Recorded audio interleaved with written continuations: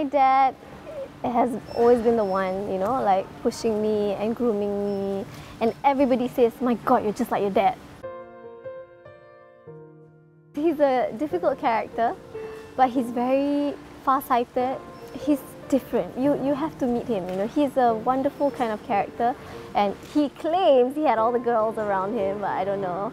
I've seen his pictures. He had long hair, he was wearing platforms and bell bottoms. It's not attractive.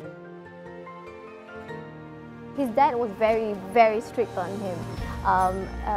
His dad would go to his football games, and if he doesn't score, the dad would, like, from the football place to home, he would be lecturing.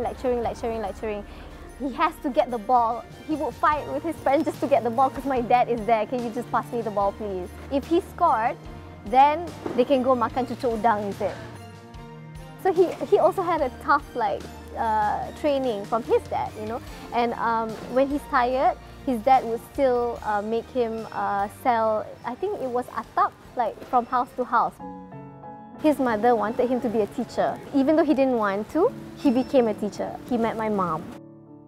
They got married. He said to my grandma, he said, "I don't want to be a teacher anymore. I want to do my own thing." My grandma was very sad, but he said, "I have to do this for my future." And he had his first big break in construction and development.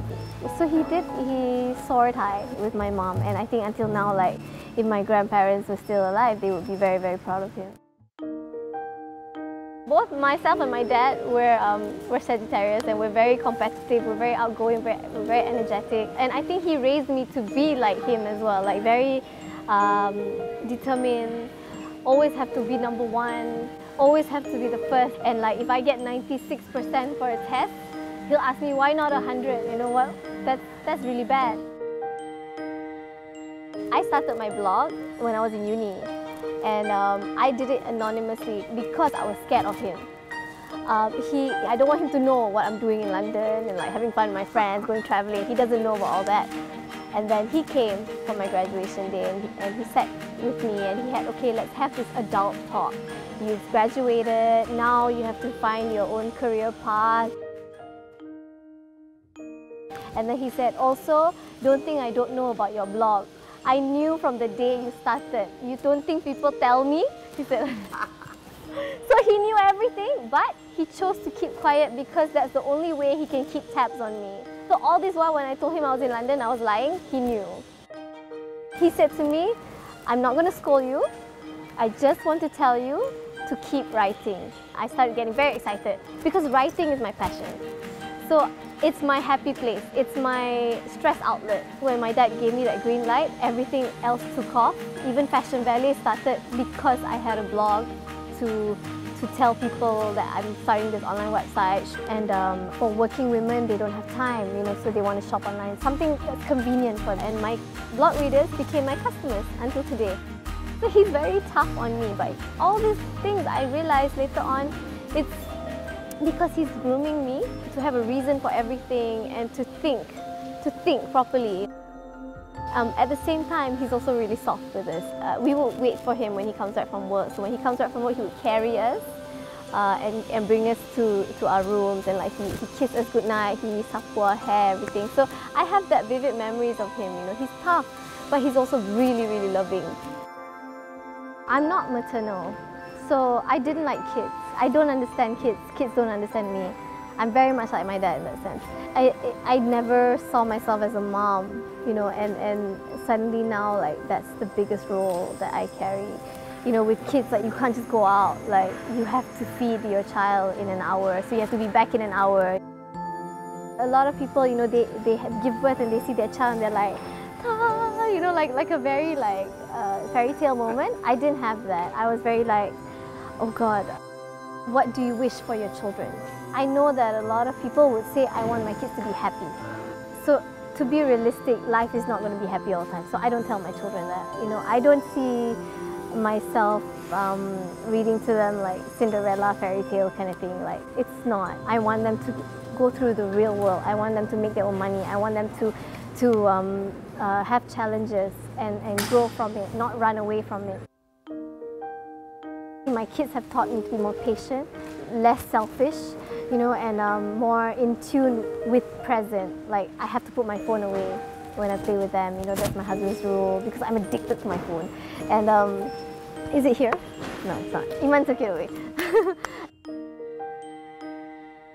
Yeah, I think I'm pretty much tough love. Like with my staff as well, when they whine and they complain to me, I'm like, I take it with, I try to twist it back in a way like you're not pushing yourself. Like I don't complain, I don't take MC. I cough too. I have flu as well, but as long as I'm not in the hospital bed, I can still do work. You know, my hands still work, my legs still work. I don't get it, you know. So like all this sakit perut cannot come to work.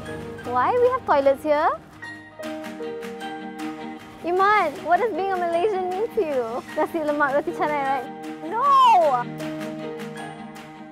I think the biggest thing I appreciate about being Malaysian is our open-mindedness. We learn to accept. It's something that the West is looking at and be like, wow, you know, like that's pretty amazing. And it is pretty amazing. And because we do it every day, we don't realize it. It's cliche, but it's really true. Us being different generations, of course, I see things differently from him, and he gets very upset when I don't agree with him. To him, eating is a very peaceful activity, peaceful experience. You have to savor your food, you have to enjoy your food, you can have nice conversations. So when the kids are running around crying and like, you know, fighting or screaming, he hates that. He said, you know, you're disrupting my food. I'm trying to experience my food. Can you please go into the room and play? This is not, the dining table is not a place for you to play. So he's very principled like that, he's very disciplined. And we're like, no, I want like my kids to eat with me. So to him, like when we got to restaurants, he doesn't like when he sees kids running around and the parents not caring at all. So I said, Daddy, they're children. Then don't take them to restaurants, he said. So I said, Dad, like they're a family, they want to go out together. It's like, no, when you guys were small, I don't take you guys out because I know you're going to run around and disrupt other people. So he said, you're being very selfish by bringing your children because you're disturbing other people eating. So I said, okay, that makes sense, but you know, people are more understanding than you.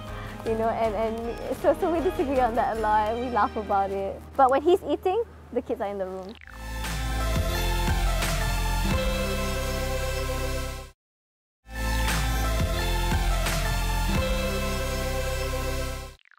Old ladies go to the temple and every day crying. Then the Sifu asks her, why are you crying? He say, I have two daughters. One is selling ice cream, one is selling umbrella. When raining, I think of my ice cream daughter, poor daughter. When the sunshine, I'm thinking of my umbrella daughter, poor daughter. Then he said, why not you change your way of thinking? When raining, you think of the umbrella daughter. When sunshine, think of the ice cream daughter. Then every day you're happy. It's how you choose, you see the thing. 就我年轻的时候，我记得有句话叫做“吃亏就是占便宜”。我一开始我不懂，但慢慢我把持这个信念去做。当很多时候你去付出，你去努力，你不要太计较回报。那很多时候回报会跟着来。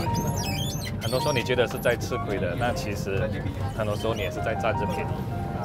我在那一段年轻的岁月里面，我还蛮相信这句话。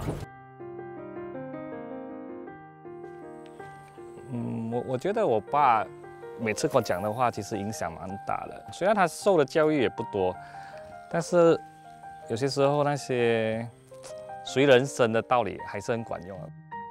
我还记得我刚开始要去念美术学院的时候，那个时候整个行业可能在马来西亚美术这一行业并不是所有家长能够接受，但是他还是以一个支持的方式让我去做。他就告诉我说，不管你做什么，只要你用心去做，最后一定会有成绩。我中学毕业了之后，我就开始去念美术学院。在念纯美术之后，我就选修了陶瓷，选修了雕塑。然后那时候有空余的时间，就会想说去赚外快。我曾经记得在毕业不久，然后我就接到一个外快的工作，就开始做那些马牛的雕像。所以每次我们都在说那段是一个做牛做马的日子。然后在铺报纸过程，就刚好有那洋灰掉了下来，然后就跌在那个招聘广告，我就看到要聘请那个剪接师，然后马上就打电话，然后就被录取了。所以我每次在讲我怎么进入这个行业的过程，感觉就好像是一部电影，那么的不真实。其实到现在我每次想起，我都还会记得第一次去北京的在机场的那一刻，因为对我来讲，长那么大还是第一次去那么远的地方，前途对我来讲是很陌生的，我完全不懂北京长得什么样。那时候又刚好是冬天，全家人来送我，心里面是很不舍得，看到爸爸妈妈也很不舍得，但是很矛盾。你知道一转过身，你就向你的梦想前进。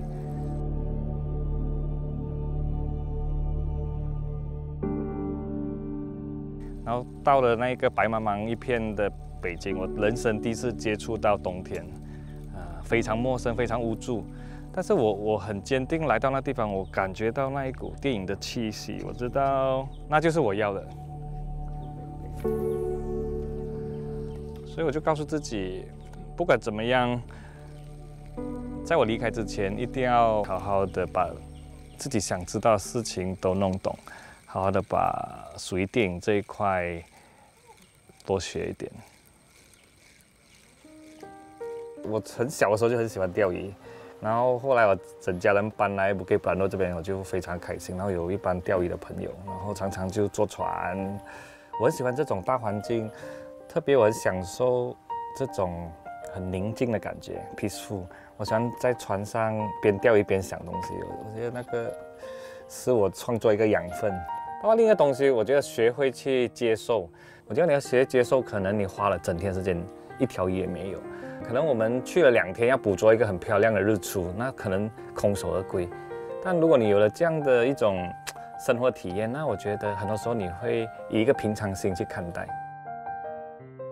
我觉得在小地方，人跟人的相处很不一样。好像我们出来看到不同的人在钓鱼，我们可以跟他打招呼、聊天。我觉得那种人的关系，它少一种隔阂。那在我的电影里面也有很多这种比较人的情感。我觉得很多时候，当你在跟一个陌生人交谈的时候，你可以听到很多他的故事，然后从他跟你聊天的神情。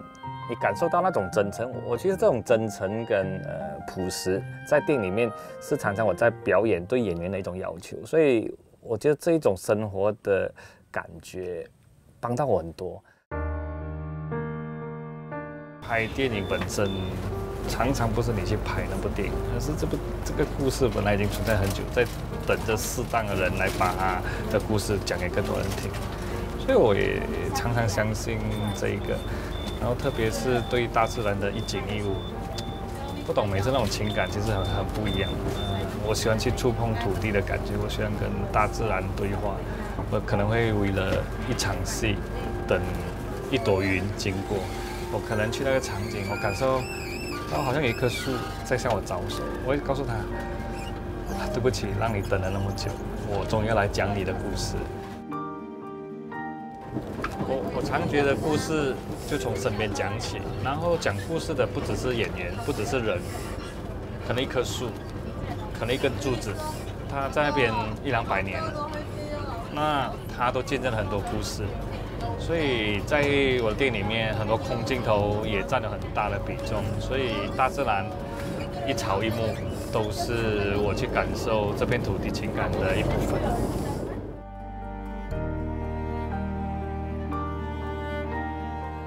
我出生在这片土地，我在这里长大，就很自然的，我觉得一个马来西亚人的血就在我身上。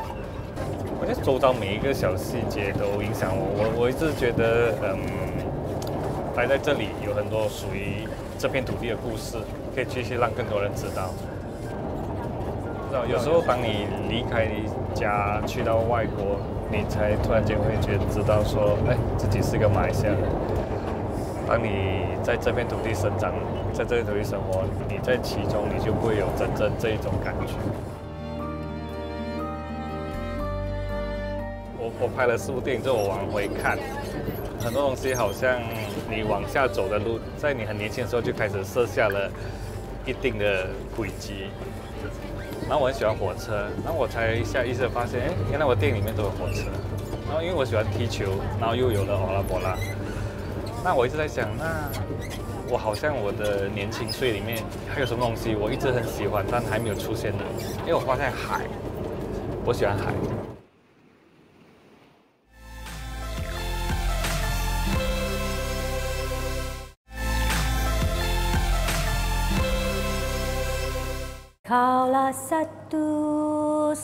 My late father had a lot of advice for me, you know, and he's a smart man. Like I said, you know, he was one of the first few Malay scholars that got a scholarship to study in Oxford University in England. Yeah, and so therefore, that's why he came back and he expected his children to follow his footsteps and ta-da! All of a sudden, I want to be a singer. Obviously, he like freaked out, right? But things that he said to me was something like, you know, if you want to do something, you do it well. If you're going to start and with the intention of saying like, benda ni kalau if it doesn't work, never mind lah, then don't even do it. My parents sent me for piano at the age of 4 years old before I started school. So they do encourage us to do music as a hobby because I think they believe that music will balance you up. You know, it's not just academics and all, sports, you know, you must have a balance of art as well. I must say that I wasn't very academically inclined.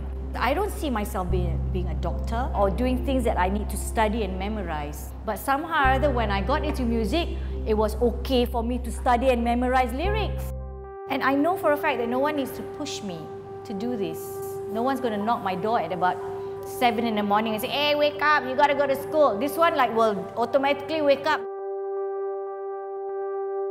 I'm a fan of the late Tan Sri P. Ramlee. I love his movies. I love all the Bujang Lapuk series. Not only do I like his films, I also like his music. He died in 1975. So that is my tribute. So that's how we came out with Lagenda. I chose all the songs that I wanted to re-record. We planned on the arrangements, how we want it done, and it had to be done really meticulously. Simply because this is someone else's work and I need to make sure it's got to be a wow. At that time, my fans, which were the younger generation, were not really into music of his time. So I had to make it a little bit more modern and now. I'm very fussy about songs, about melody. It's got to be rich, melodious, and it's got to be something that's memorable. I'm not so much into the beats. Today, I find the music is all about the beat. It's jump, jump, jump, jump, jump, jump, jump, jump, jump. No, I don't enjoy today's music because I find it very technical. It's all like programmed, whereas my time is all musicians playing. And I find that is important because as a human being, when you're playing something, your emotion is transferred to that instrument, and that's when you have the dynamics, and that's when people just hearing it can just cry. My mother is still alive. She's 92 years old. She just turned 92 last March. But she is old school, and I love that. In a way, she's a little bit modern, liberal, simply because, yeah, she followed my father when he studied abroad and all that, came back and a bit more liberal in her outlook towards things. But yet, culture, adat, yeah, religion is something that we hold strongly about our faith. They are staunch Muslims, but yet they're also liberal. They pray 5 times a day and they teach us religion too. You know, so that we'll be a bit balanced and all that. And my mom is very particular about us girls being clean. And she says things like, it's no point having so much makeup on your face and then you go to bed with it and you have dirty looking skin. So she tells these things so that we remember. And she has this really funny way before we go out, you know, she said, make sure your panties are good. And we're like, why? Because you never know, you might get into an accident on the way. And you know, outside you're looking so great and your panty is like torn. You know, and these are the things I impart to my children too. Somehow, I don't know what it is, habit. I tell them like, hey, make sure your underthings are good and well. And my daughter goes, Mom, but it's true. Most of the values that I teach my children are values that I was brought up with. The most important thing, number one, is respect. You know, you must respect people and you must treat people like how you want to be treated. And choice of words are also very important, I believe, because my mother did not say shut up. If we were naughty, she'll go betuah punya budak, you know, which in English means you lucky thing. I have 2 generations of children that I have to entertain. But it's interesting because my 2 elder children helps me a lot with bringing up the 2 younger ones. Like Khalida, my eldest, she just graduated in psychology. So when the 2 little ones act up, she'll tell me, Mom, just ignore them. Watch, in 30 minutes, they're gonna do this. They get on really well. I mean, my 2 little girls look up to the 2 elder ones. They fight too. I mean, you know, they are best friends one day and tomorrow they are this 25-year-old fighting with a 9-year-old. I just love spending time with my children, regardless of whatever we're doing, you know. To me, that's my reality. My life is so superficial. I find that my work life is very superficial, and a lot of people don't know that. They think it's just glamorous. We're always in beautiful clothes and makeup, eyelashes, the works. No, I'm not like that every day. A lot of people look at me as Sheila Majid, the person working. And yes, Sheila Majid, the person working, is somebody who doesn't sit still. But Sheila Majid, the person, is a totally extreme person. When I'm not doing anything, I will not do anything. You know, I will be my kaftan with my children and we'll go watch movies, we'll go eat, you know, and I'm just a mom with my hair tied up and jeans and t-shirt and, you know, and I enjoy that part of my life more because no one's really watching up and down, you know. I get to do whatever I want. Sometimes people don't even know why. They're like, hilang belum berganti. You look like Sheila Majid. And I know I'm not glamorous, so I say, I'm her sister. Sheila Majid is more beautiful. Kau kebanggaan kita, kau budayawan bangsa,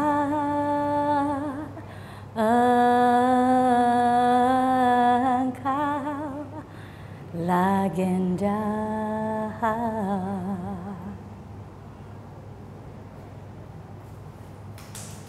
Got it?